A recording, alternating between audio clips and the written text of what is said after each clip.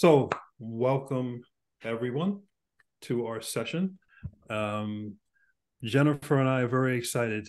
We both work in the space and with leaders and executives all over the world, talking to them, and we have so much information gathered that we thought, let's come together and host this LinkedIn event and share it with all of you. And what we want to do is we want to look out towards 2024 and beyond.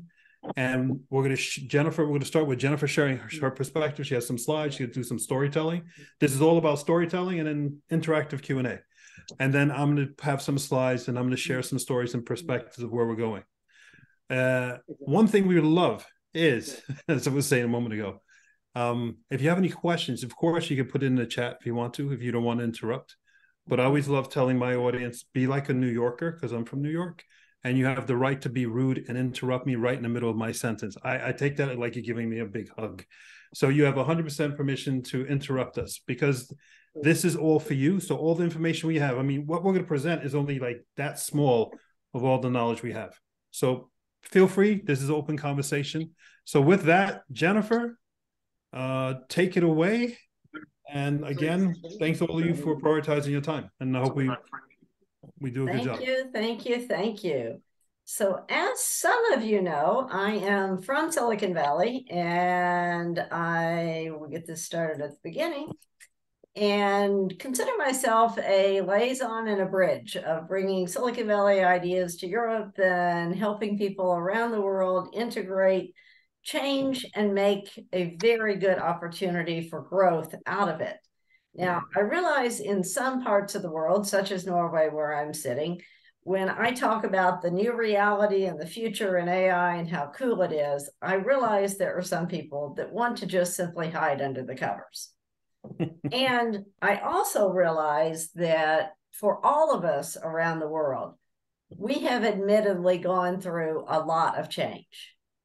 More has happened to us as a society, more transformation in business, life, the way we look at things, the way we look at work in the last 4 years than ever before. And during that period, we have all digitalized. Every part of our life is built on an aspect of technology. Studies show digitalization happened 300,000 times faster during 2020 than any other year. As we digitalized, we created data. Now, in Silicon Valley, we've been working with data and machine learning for the last 20 years. AI is not a new concept in our views. However, the amount of data that was amassed during this period of digitalization was a huge contributing factor to the data lakes. Taking the pictures, taking the videos, taking the reenaction of our lives as we've lived them in the physical world and bringing it into digitalization gave Facebook, Google, Microsoft much richer information to work with and advanced the need for compute power. Specific chips designed by NVIDIA specifically to nail down AI and how it can process machine learning much more quickly than ever before. Quantum computing, that was something that was looked at as 2040, 2050, is now being utilized within Google, within Amazon. So the power and the speed of technology has grown exponentially, allowing for a lot more collaboration in the research institutions, in the labs such as OpenAI, in the big corporates to build much more complexity into the algorithms. That is what led to the birth date less than a year ago. We're still 2 days before the year of ChatGPT that grew faster than anything that we have ever seen in technology. His birthday was actually November 30th. Really? Exactly. I didn't know that. Okay. Less than a year ago. Oh. At that time, you were not hearing every other conversation talking about AI. There was no chat GPT in any dialogue. But through the power of the data that had been amassed, through the increased use of compute power, through the digitalization that had occurred over the last years, this hit like nothing else. And at very good time, when all organizations were struggling with how can we keep up with increasing workload, increasing customer demand just coming out of the pandemic.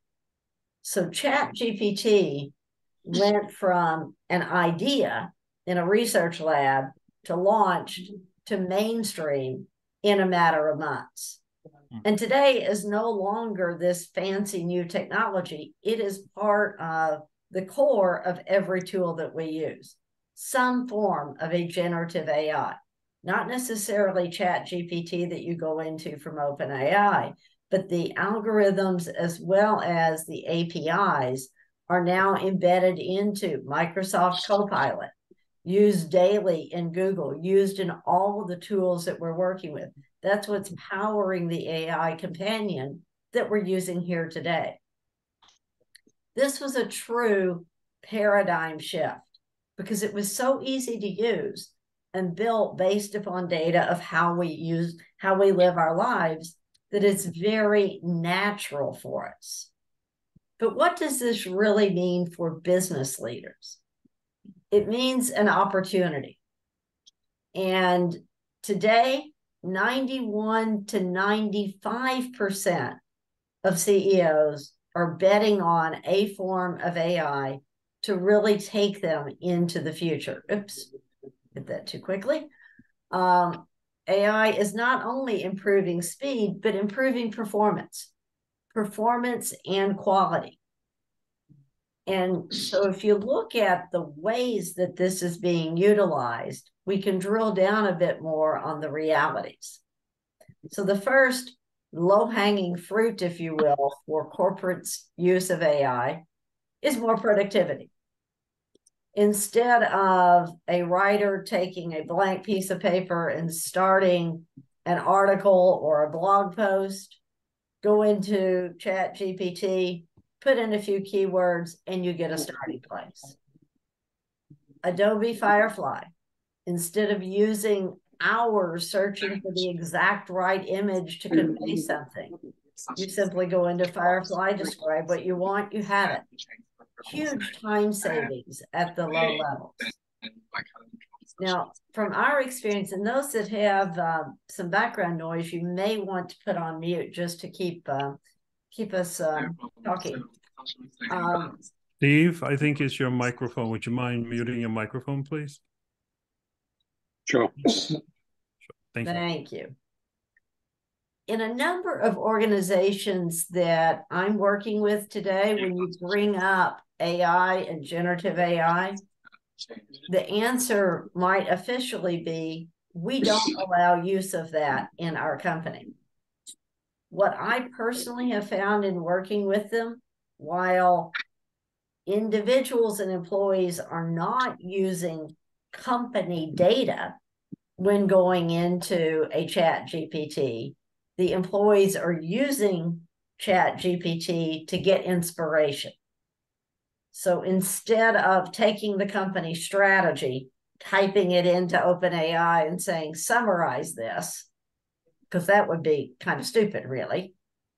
Instead of doing that, intelligently, people are saying, dear OpenAI, I need to have a 15-page document summarized into a one-page executive summary, and it needs to look like this. How would I go about that? The trick to effectively increasing productivity with a generative AI is how you ask the questions and the data that you share with it. So the second way that organizations are really increasing effectiveness is using their own internal form of a generative AI or using a specific tool that is created for their purpose for automating processes, for example. One of our clients is a AI company that has built a set of tools designed and trained specifically for processing claims in insurance. So in the past, if you had insurance policy, you had a car accident, you sent all of these documents to the insurance agent. They had to read everything, they had to match everything, and it could take weeks to get back to you.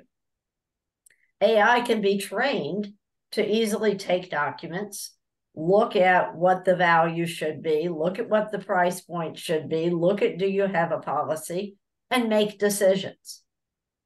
In the 10% of cases where the decisions fall outside of what it's been trained on, that can go to the customer service person that then gets in touch with you, giving customer service a real name of serving the ones where it's needed, quick, simple, within minutes, as opposed to days or weeks, processing of claims. AI can be trained to predict what is the likelihood of this person having a car accident with this car and what is the value. So enhancing the effectiveness typically comes from purpose-built tools. Or organizations can look at AI as a way of actually moving ahead by building solutions around an AI component or an AI base. I mentioned Adobe. They have a tool that they've used for years called Sensei that is an AI base. Combine generative AI capabilities with Sensei with a large bank of data from Adobe stock, and you have Firefly, a very simple tool that anybody can go into and describe, this is what I want an image for, and it creates it. So there's really three ways that companies can use AI today. The simple, productivity, thinking of processes that are tedious, manual, that can be easily trained as an AI specific capability, or where you can really build your solution around it. So through building greater solutions around AI, companies are getting actually higher bottom line earnings growth through AI solutions, greater productivity, and I believe through automating the basic jobs, greater workforce advantages. Because let's face it, how many people in the insurance business really liked sitting and reading claims and matching them to market rates? Oh my Technology. There's always somebody, Jennifer. There's always somebody. There's always one in any crowd, but ultimately, technology is a tool to free people from what they did not want to do, allowing them to be more creative. If you look at the predictions in the job market, there's actually more jobs to be available in the next 5 to 10 years than there are people. And the predominant skills that are needed are the human skills. The more we leverage AI to do the basics, the more capacity we have to think.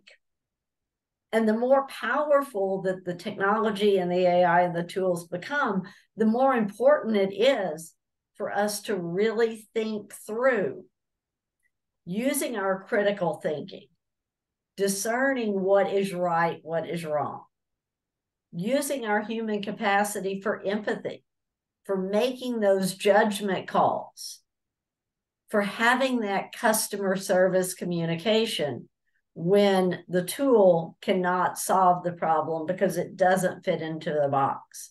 We as people can think outside the box, and that's where we can really be leveraged. So if you look at the numbers in a recent study from McKinsey, there is going to be growth in jobs, in business, significant growth in jobs, in training and reskilling people to think differently, while there is definitely a need for continued development of technical savviness, because we truly are in a new paradigm.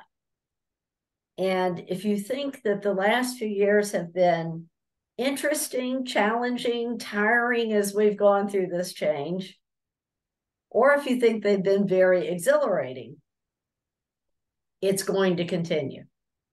The investments in technology are accelerating at an exponential rate.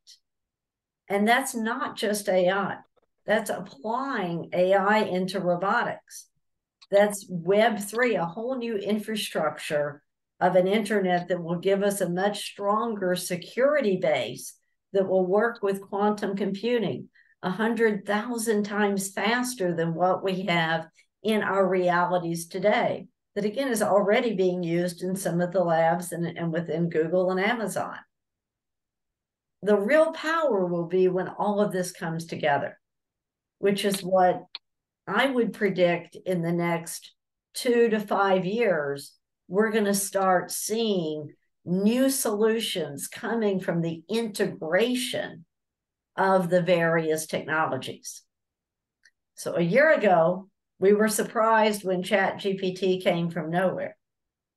Over the next year, I believe we're going to start to see that being the basis with these other capabilities added on top, which will give us a much stronger future of society where education can move from children or college students or people in corporations sitting and listening to people talk, but to learning by doing, to experiencing, to having that real world, hands-on life training. Healthcare can go from trial and error to see what medicine, what formula, what treatment will work with this DNA of person in this location. Let's use AI intelligently in order to predict how a particular body type and DNA will react to these things. Communities will be more important than ever, because as we become more technically astute, the more we appreciate one another. Manufacturing will free people from doing the tedious and allow the minds to really think through the processes and the efficiency and new ways of creating new solutions. Maintenance will no longer require people to be in dangerous situations to fix something on the North Sea platform or in a mine, but will be something done from digital twins. So technology will free people from what we, admittedly, most of us have not really wanted to do, to give us much more opportunity. The difference between those who succeed and those who are left behind, because I do believe there will be some left behind, the difference is not education, it's not access to resources, it's not richness. The difference, I believe, is in mindset. There are those that will say, yeah, that's all kind of good, but let's put our heads down and do what we need to do and follow our 2-year plan, and we'll get to that AI thing another day. And then there are those that have what I call the Silicon Valley mindset of, yes, we need to do what is on our plate right now, but if we do it in a new way, if we think about integrating a little bit of this, if we think about safely using ChatGPT to generate ideas, it can be even greater. So I believe 2024 will be a huge opportunity for growth, but it's all about mindset and leaning in and trying things. It's small wins. Don't go double down on any particular tool and risk your life for it. Try it, explore it, look at what the result is. If it works, try it again. Take it one step at a time, because we are in a marathon of change, a marathon of building and co-creating a new future. And we can only do that one tiny sprint at a time. I'm sure somebody has arguing points or debate points to all of that.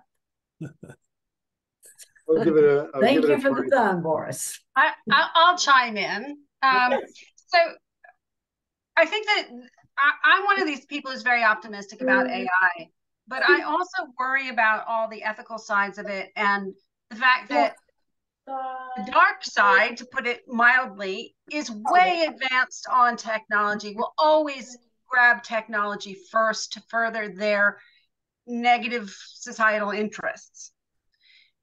And it takes a long time for the positives to actually, oh, this is great.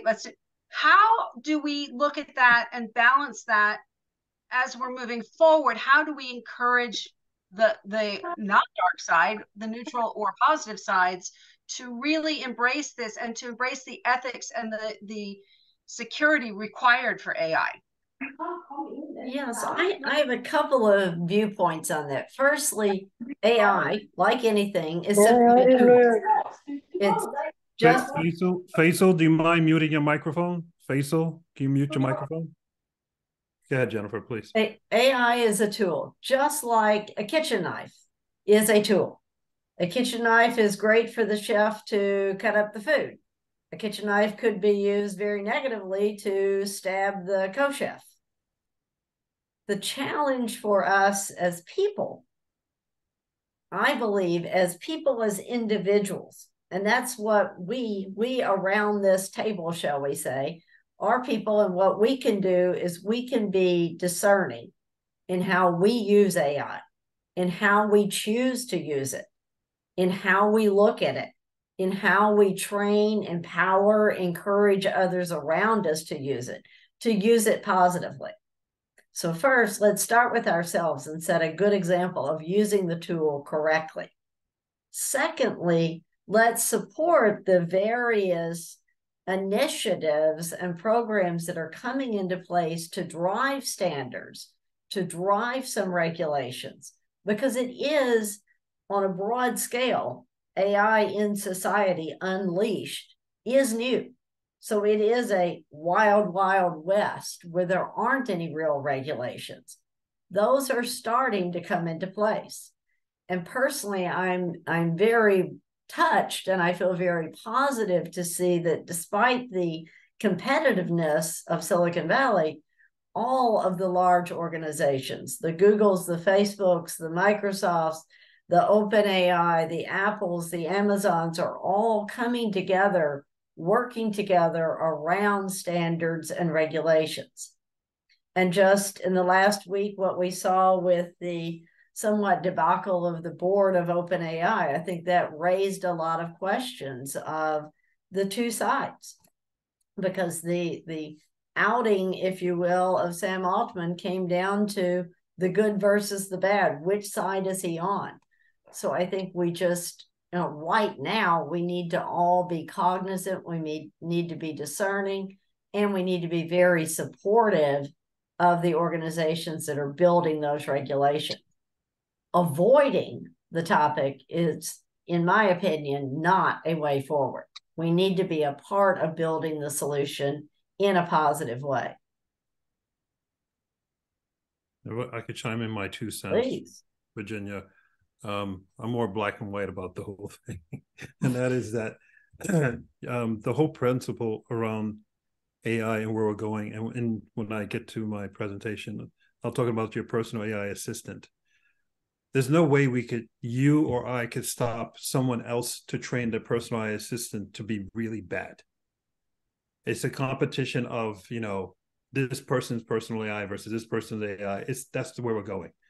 You could do all the ethics you want, but we are pushing the industry, we're pushing to the consumer their own personal AI assistant, and it's going to reflect you, your schedule, your agenda, your beliefs, your ethics, your morals. And guess what? If you're a messed up person, that's not a very nice AI.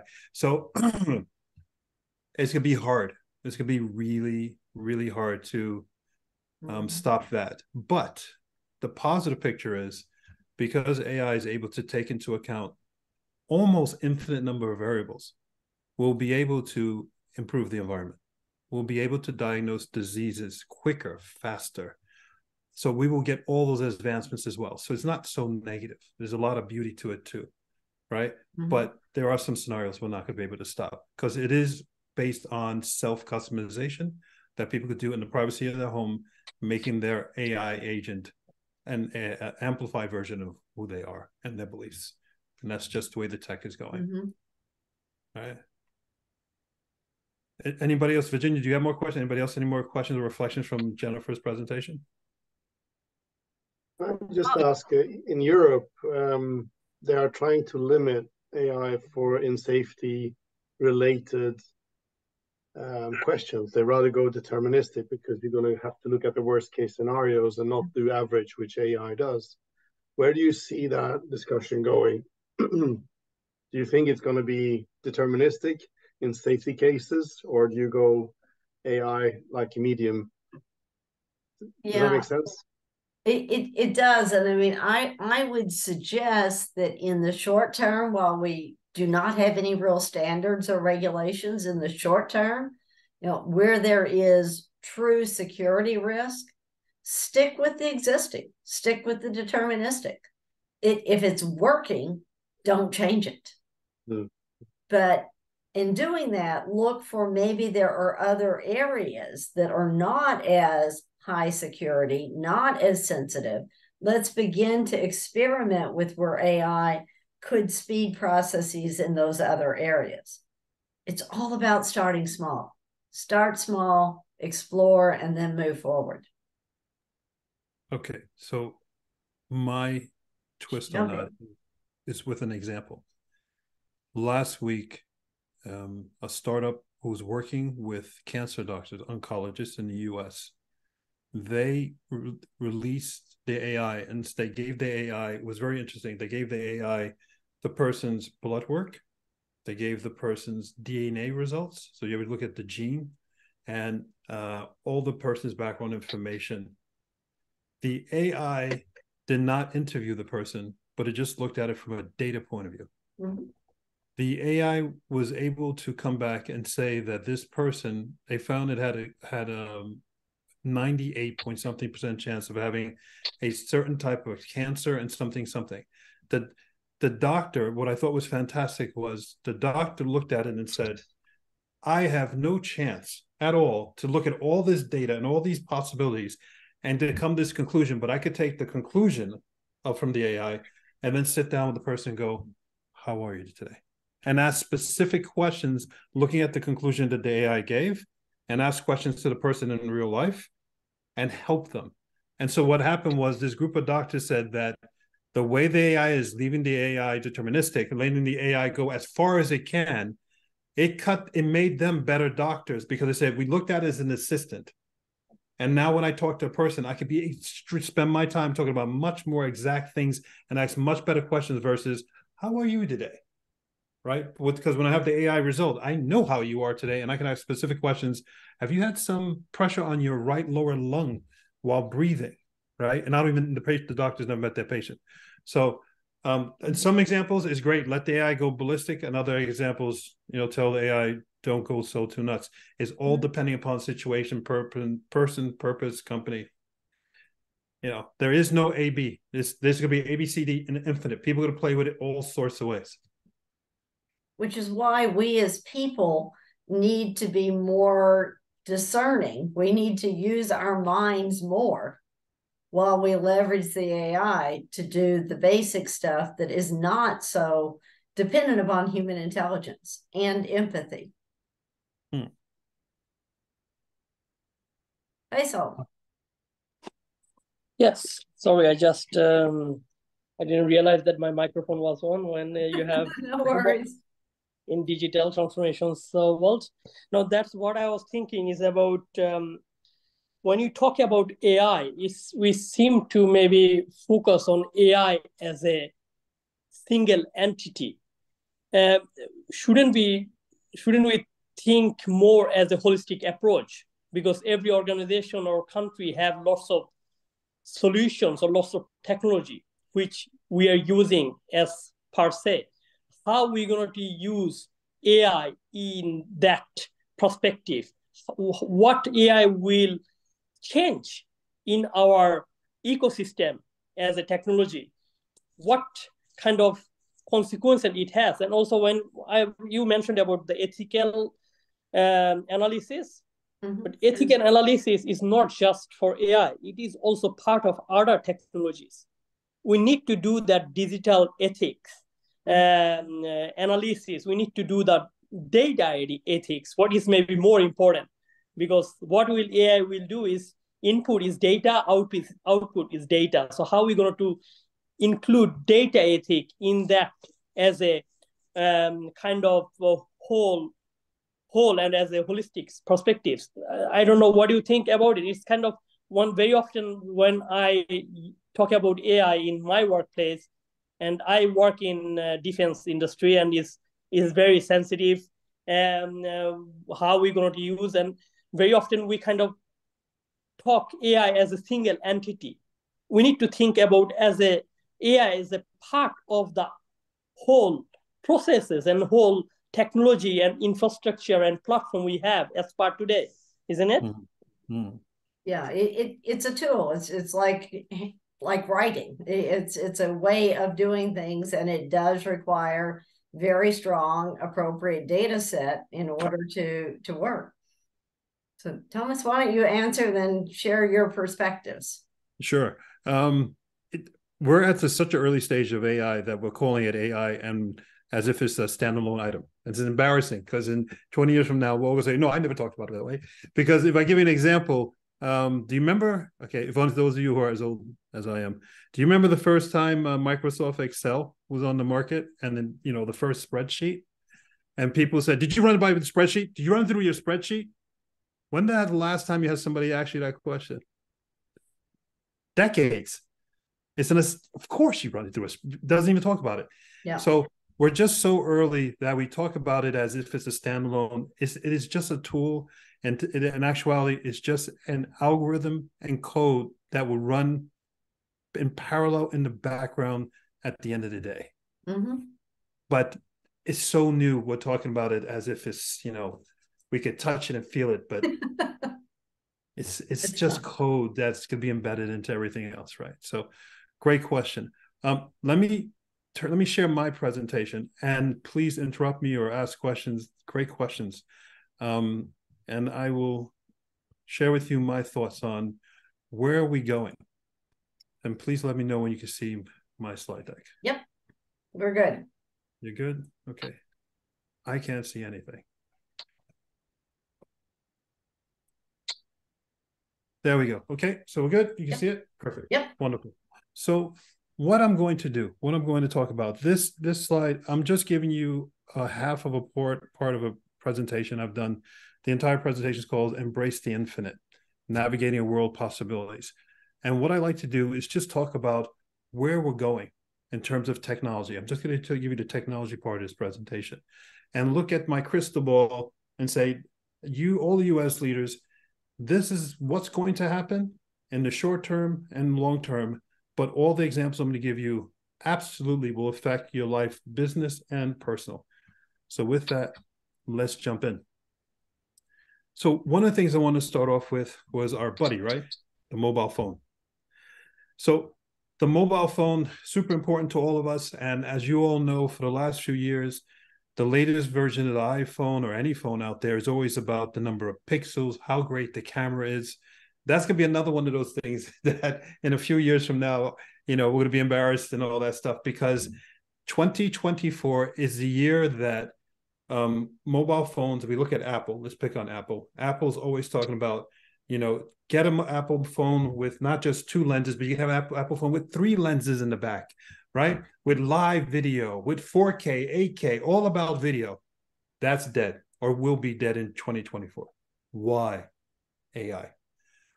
What the mobile industry will push and embed in mobile phones starting in January, or starting actually, you'll see it in phones coming in Q1, Q2, the new next generation, is AI chipsets, AI chips in the mobile phone. So the marketing will be going forward is buy, what is up to iPhone 15 now? So I guess next one's 16. So the iPhone 16 will be, the iPhone 16 comes with your own personal AI assistant that does the following, this, that, this, that. So this is a huge change in where we're going. We all understand, obviously, how important our mobile phones are to us. But now the mobile phone, it will have a chip with AI embedded. So the processing, the LLMs are all going to be done locally so that that mobile phone is a reflection of you. And there is an absolute war there. And this is really important to understand that if you thought, as Jennifer really eloquently showed, in the last year, we saw the growth of ChatGPT has how it exploded. That's one, they started off as non-for-profit and now they're for profit. They're confusing. They don't know who they are. But imagine now, not even imagine, this AI chipset war that's going to go into everybody's mobile phone is backed by AMD, Intel, Apple, Snapdragon. They're all in to give you your personal AI assistant that we've been talking about on this discussion. So if you look at the bottom of this presentation, this is some important dates. And I know chipsets is not interesting, but it's going to give you an indication of where we're going. So this is really cool. Intel, their Meteor Lake chip that's going to be announced next month, released to market. It got leaked 2 days ago. This is so crazy. It got leaked 2 days ago, their functionality. All the competitors have absolutely gone berserk because Intel is Intel, we all know Intel from what they were, and today they're boring, they fell behind.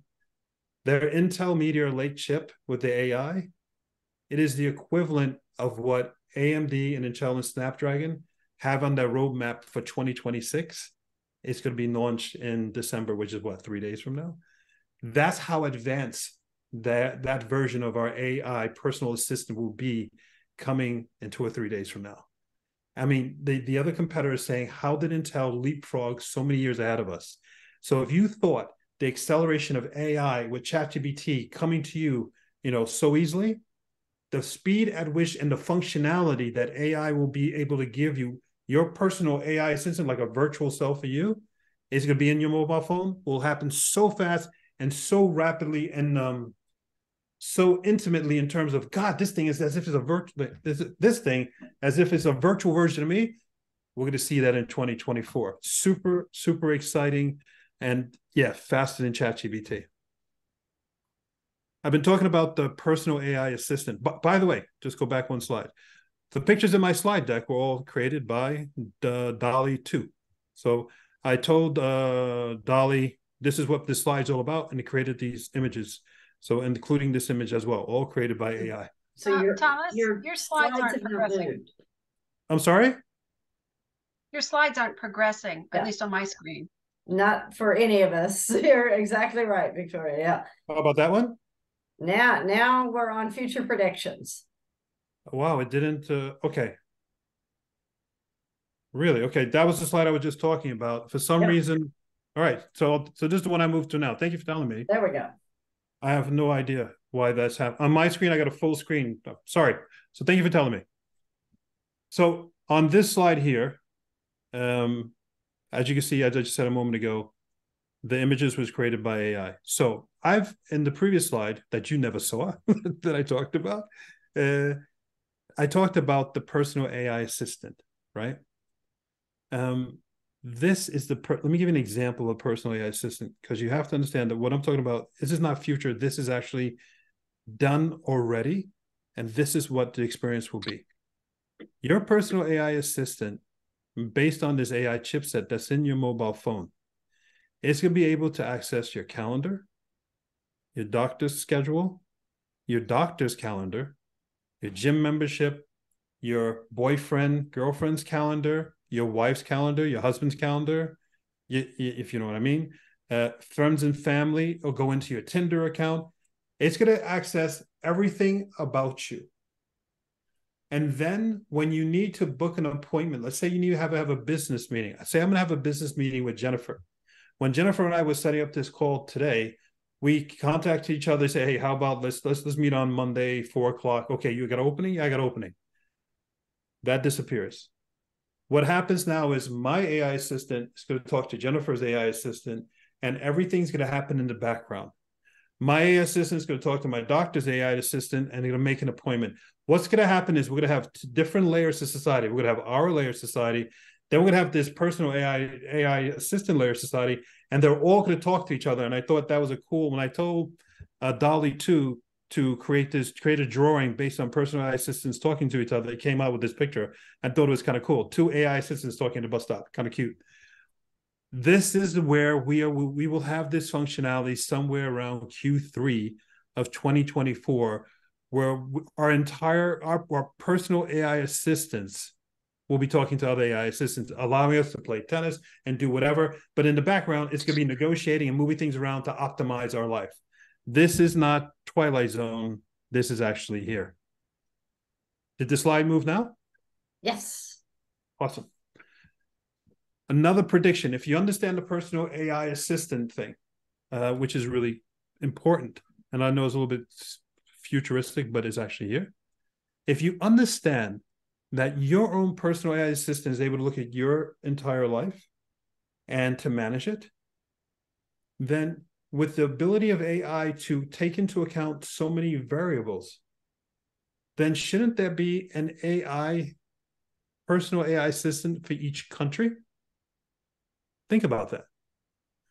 Then wouldn't then the United Nations, couldn't we replace the United Nations? Instead of having people like in the picture, you have like iPads or personal AI assistants.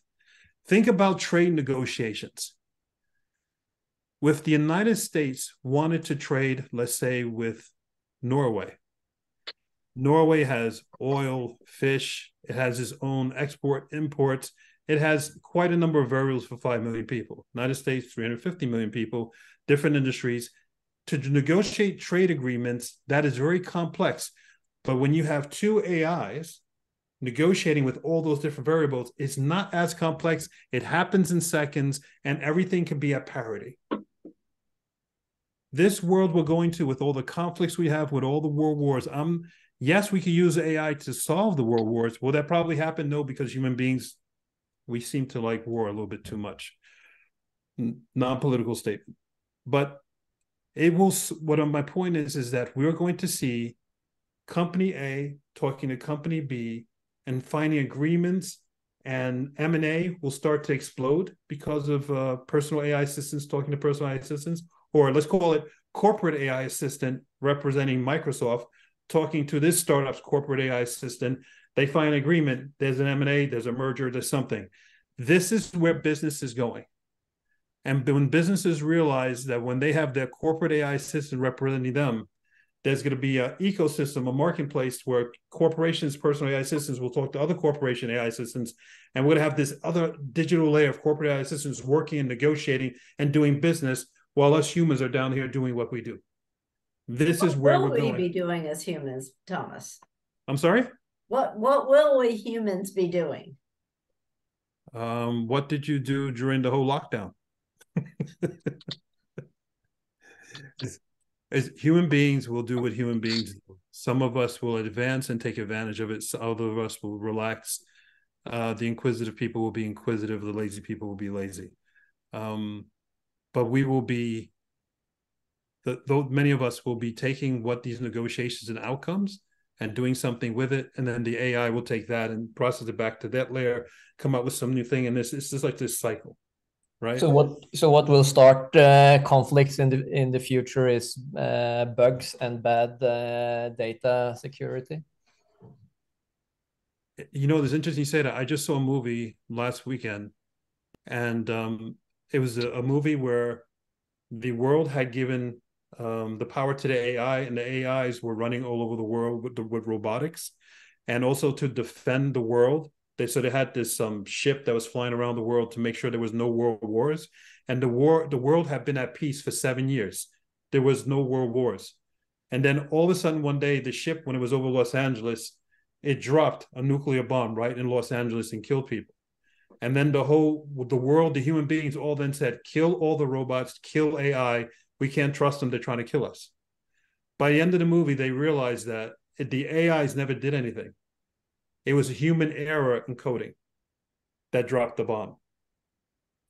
interesting. When you said that, you reminded me. And when I saw the movie, I was like, wow, we have to be really careful about the separation.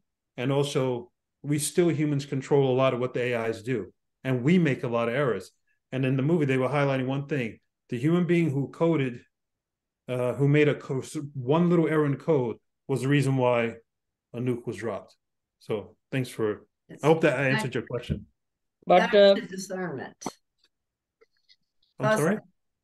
But I think we also need to think about, when we're talking about the security, I think security is kind of, again, is kind of a meta level. We need to go into the beta level, what is more about what is the quality of the data. Because if we don't have the right quality of the data, which AI will use, then we don't have the right decision or the right choice.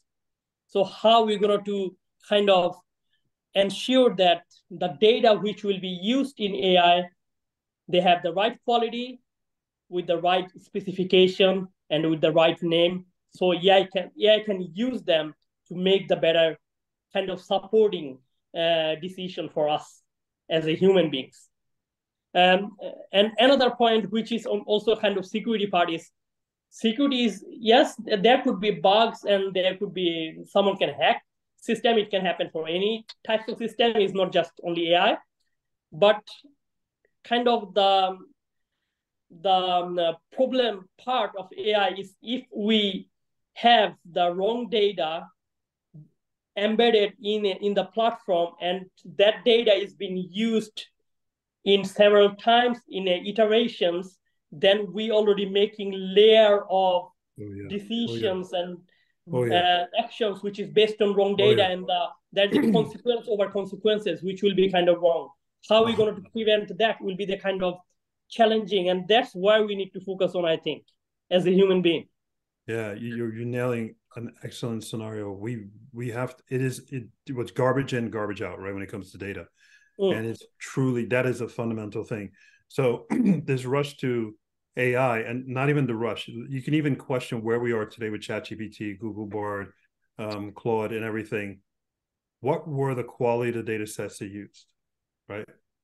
And what was the mindset of the developer that day that he or she wrote that algorithm? Were they pissed off? Did they have a fight with their boyfriend and girlfriend? All these things are factored into coding, and as well as the quality of the data. I remember working with a hospital many years ago, talking to them about, diagnosing, using AI for cancer diagnosis. And they said that their patient journal data was excellent. And so we looked at it, and what we found was in one simple column where it was blood pressure, right? It's I'm just making up a number. Let's say 160 over 80. Let's say it's normal. I'm not sure. The number there in that column where it should have been, the diastolic over I forgot with the two numbers, it was actually inverted. Mm-hmm. So sometimes it's 160 then 80. Other times the doctor had put in 80 over 160. Another time a doctor had put 160 in the field, and then the next field 80. It was the data just for blood pressure. It was inconsistent and bad data. And they had hundreds of rows of data, if not thousands of rows of data. But just in that blood pressure column alone, just when we looked at that, he was embarrassed. I wasn't trying to prove him wrong. I was telling him, human beings, you have to look at your processes, your normal process and governance as you run your company, and you have to redo them so that from this day on forward, their data is much cleaner. And you have to look at data as it's going to clean it as much as possible and make your people think about data as life and death. And then you have to start another process and going back in the future, going to the past and clean your data that way. Your point about the quality of data cannot be emphasized 100%, because what we build on today, if the data is bad, the outcome will be horrendous. Jennifer, do you want to interject? Yeah, just to echo that is really the role of people as we go into this society. We can't just simply avoid it because it will grow of its own accord. Leaders need to be intelligent to understand the types of data structures that are needed, the types of prompts, the types of interactions that we can have with the tool, and put the extra energy into the diligence of the quality of the data, but also be very discerning of what level of decision making the AI can make. I mean, personally, I would not want the tool to be deciding whether I acquire a company or not. I would want the tool to give me the data behind it and the analysis and some predictions of what would happen if we acquire or don't acquire. But I personally believe the human needs to be making the decisions and needs to be doing those final negotiations. Absolutely. I wonder also about that on the same level, because even the data going in, we can say it's a black and white data point, but there are value creation or value coloring to different data. I mean, you just look at that stupid dress example a couple of years ago, where some people saw black and blue dress and other people saw gold and white dress. And so there was a value judgment, perceptional judgment on the data that we as individuals don't. How are we going to address that in our data streams going in for the AI to be reliable?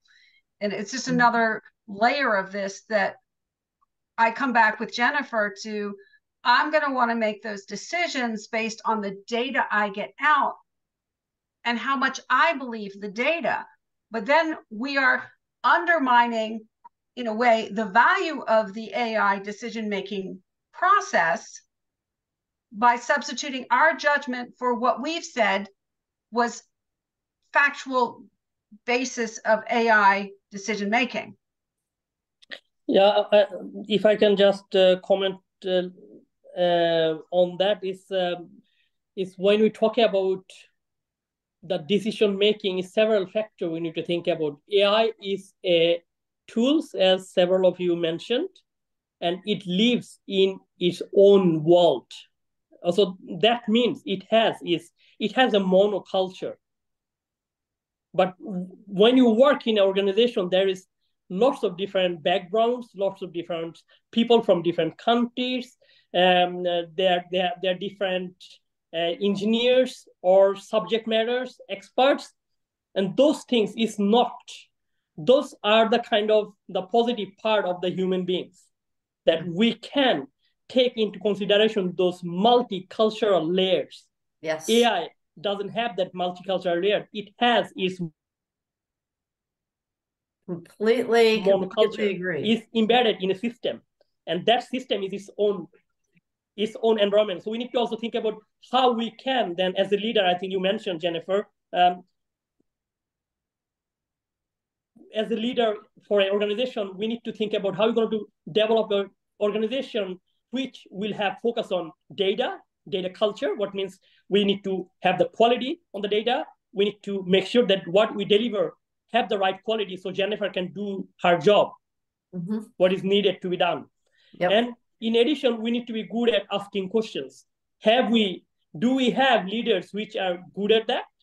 That they can ask the right questions, which also will help the AI to develop further if you think about machine learning and further.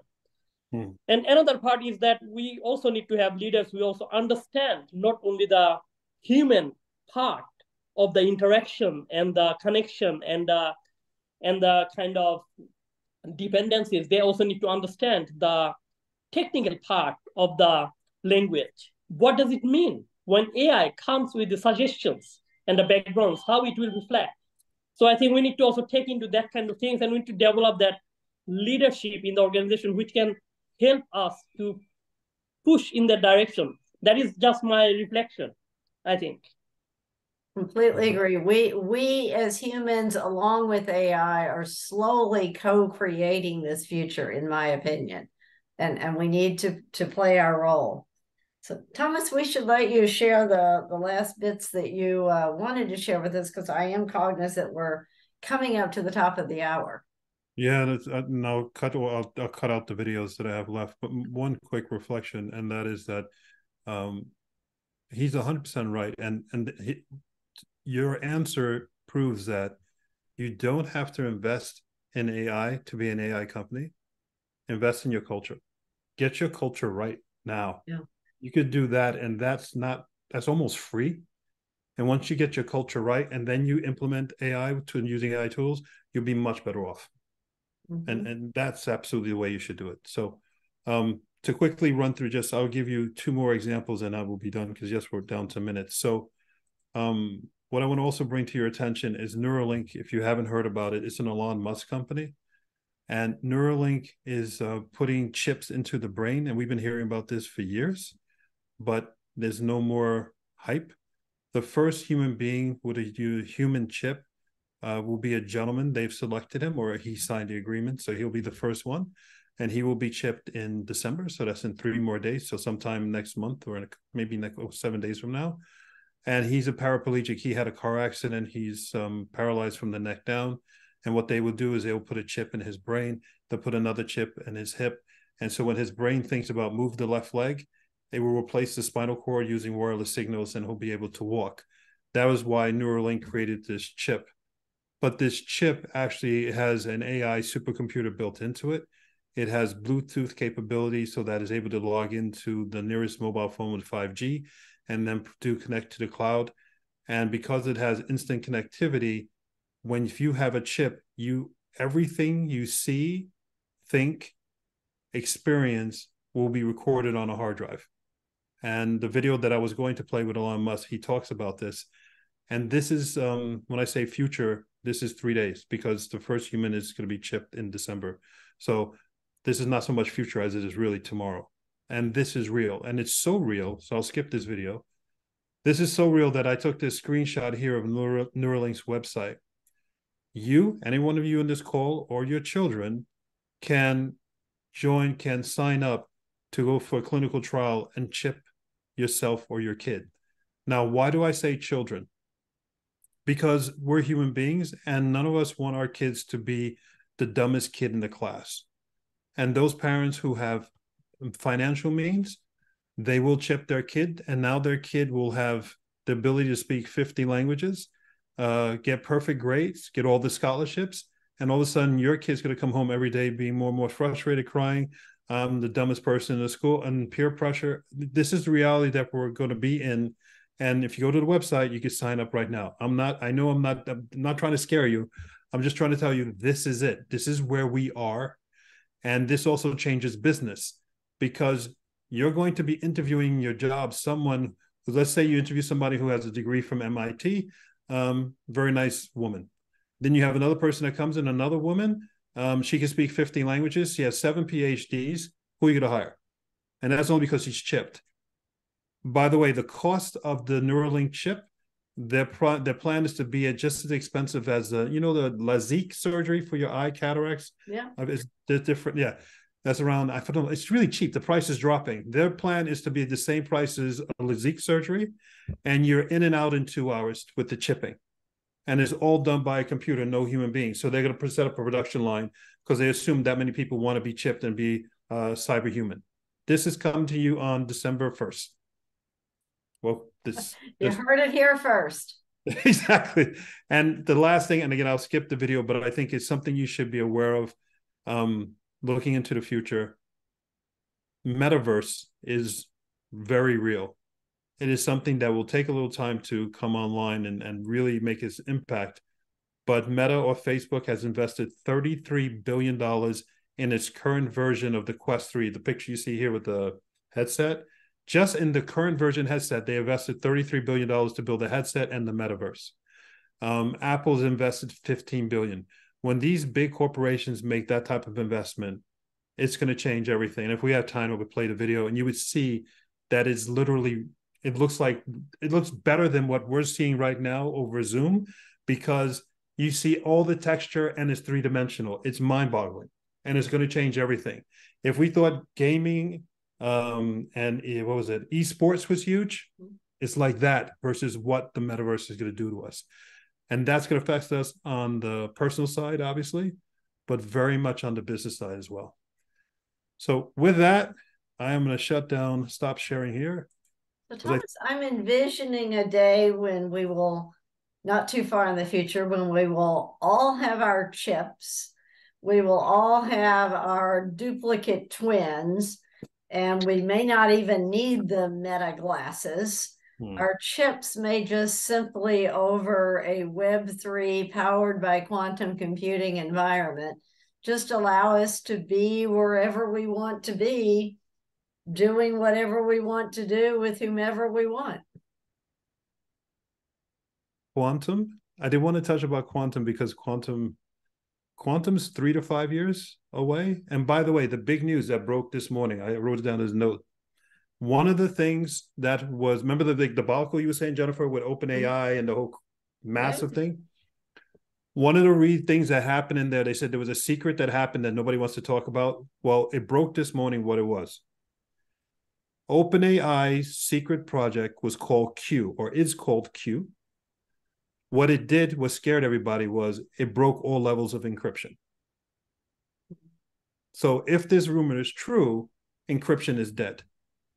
And they didn't use a quantum computer. If you use quantum with this stuff, I mean, it's, really. So things are moving extremely fast from a technical point of view.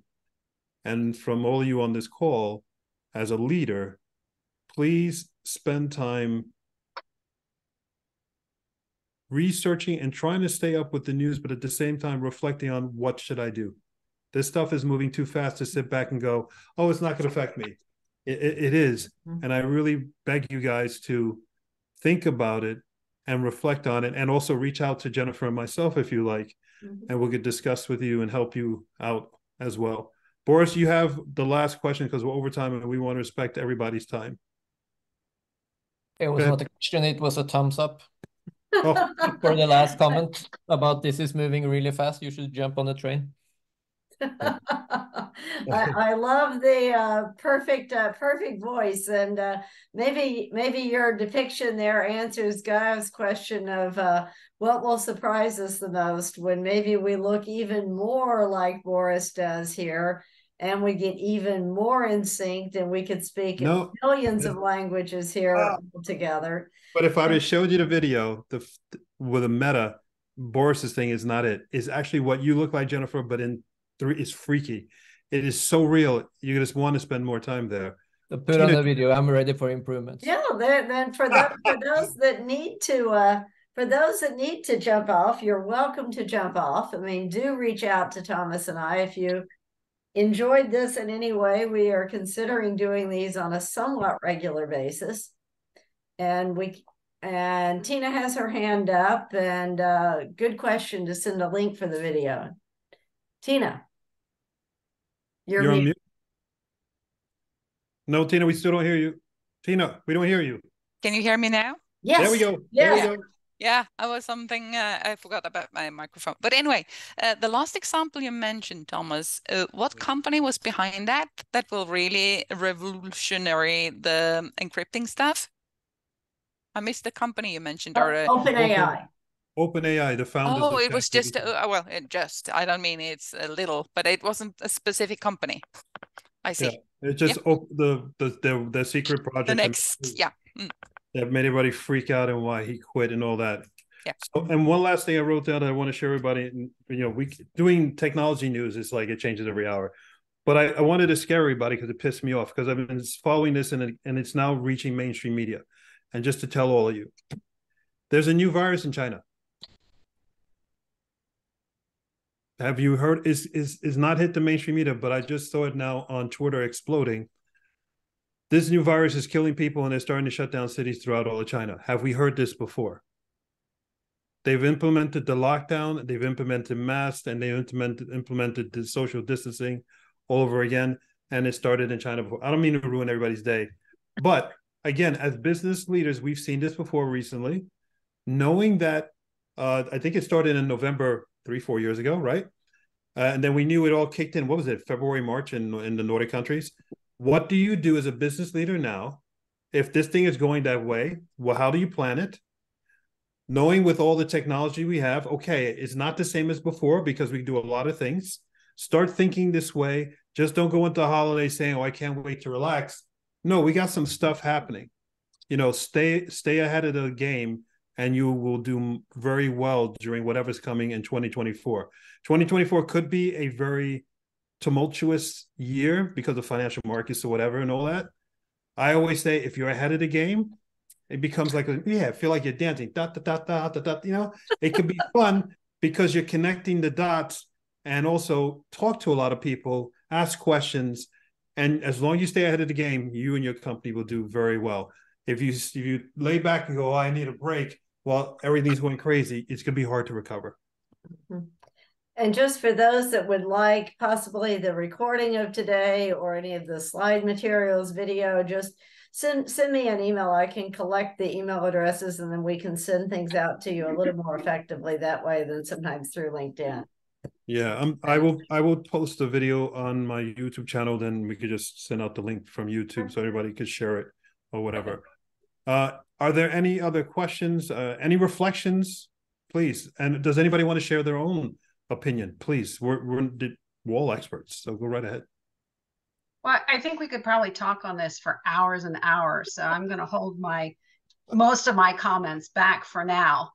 But, no. Yeah. Just for now, you know, one step at a time. I think there's a lot that we all still need to learn and need to share. And I really appreciate the forum that you've set up today.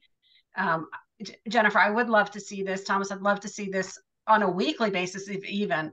But it's, you know, it's getting into the practical sides of this.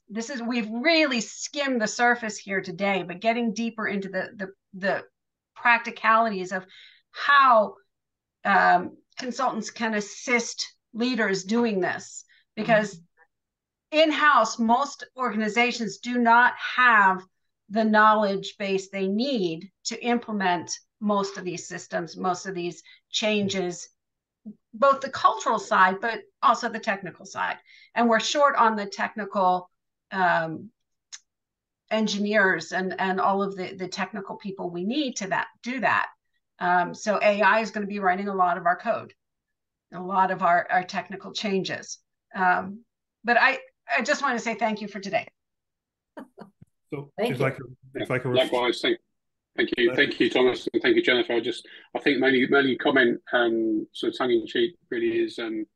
I think I need a stiff drink to, and you're a couple of hours ahead of me, Thomas. I think to do that, but I think it's great to be aware of these things, and thank you for your time, and it's been really, really, really good. Steve, if you're in your office and you're taking a drink behind your desk, just tell the boss it was Thomas's fault. Thomas and Jennifer, okay? It's all our fault. Gotcha. Thank you. Thank you, all of you. And just one quick thing to just what I said before.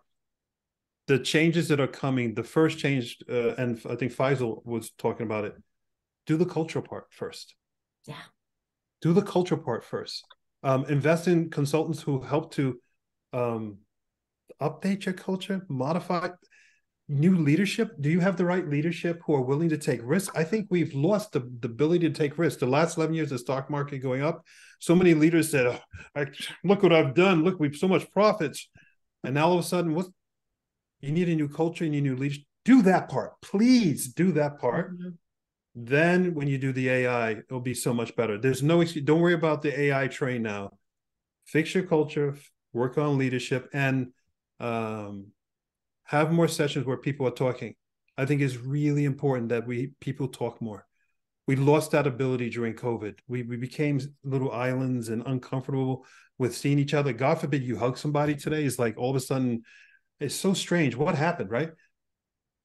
Talk, share, interact, look at people in their eye. You'll be a much better person for it. And that's both internally within your company, but also your customers. Yeah. Each of us need to be aware that our customers are probably as scared as you may be. And they are as uncertain. It's a great opportunity to really take a leadership role with them, setting yourself apart while also understanding where do they want you to go, because we are building this together. Yeah, well said, Jennifer. And it starts with people. Big kudos to both of you, Jennifer and Thomas. And just 2 cents from my side and takeaways from my side is that it is a journey. It has started already. We're behind the curve. And let's take one step at a time, and we'll eventually get to the United Nations 2.0, like you presented, right? So it's and I think that the headline should be it's a journey, but you have to start now because you already started. So thank you so much. It was super inspiring, and I'm looking forward for next session of this. Perfect. Perfect. Thank you so much. Thank you for joining. Same here. Yeah, thank you all. We talked about having our next section in January, so to respect everybody's Christmas. So we'll send up an invite for January. Thank you all for your time. Yes. Really, thank you all. It's your time that you gave, and we look forward to doing this again. And big hug. I'm not afraid to give you a hug, so big hug to all of you. Merry Christmas. All right. Merry Christmas. Merry Christmas. Yeah, be the first. Merry Christmas. Happy holidays. Take care, everybody. Thank you. It was an hour well spent. Thanks. Bye-bye. Bye-bye. Bye.